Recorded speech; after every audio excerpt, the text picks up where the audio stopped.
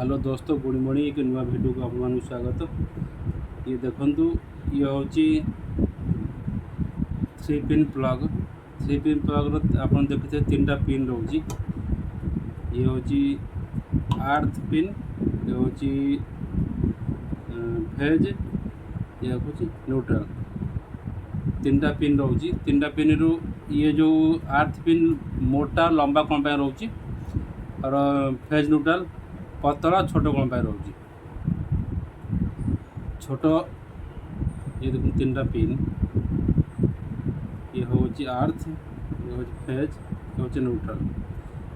आर्थ पिन ये मोटा रोच कि जिते आम कोई किसी ये होची मान लो ये होची मोटर फेज न्यूट्रल, ये होची फेज, ये होची न्यूट्रल। आम जो आर्थिंग बॉडी कुछ मोटर बॉडी रू ही आर्थ आसिक न्यूट्रल ही लगे। मान लो प्रथम तो टच करवा तो कोई ये देखते सी हूँ सकेट, ये हूँ सकेट। जो आम ये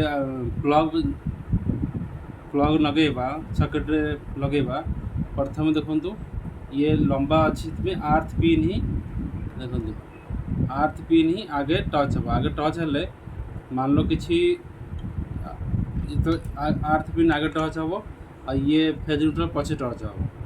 मान लो किसी मोटर ये फेज वगैरह मान लियो कि टच अच्छी बॉडी के साथ रे ये कि लीकेज हो कि बॉडी से टच हो जाइए।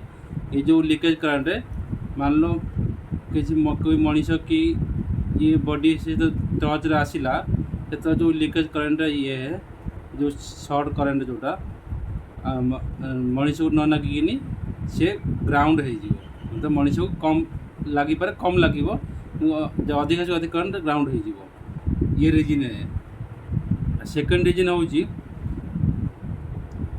मोटा ये अच्छी कि रेजिस्टेंस तो ये हूँ पतला तार आर हूँ ये जी रेजिस्टेंस मोटा तार हेले आ रेजिस्टेंस कम हम।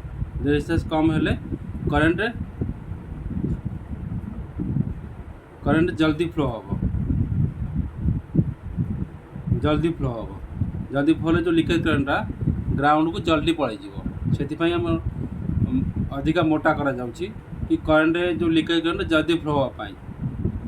आ लंबा ये अच्छी कि जो आम जो टच करवा प्लग लगेवा प्रथम आर्थ पिन ही टच हम। आर्थ पिन टच हेले जो किसी मेसिनरी के इक्विपमेंट बॉडी लीकेज थी जो लीकेज करंट ग्राउंड को जल्दी फ्लो हो निजे आम जीवन बंचीज।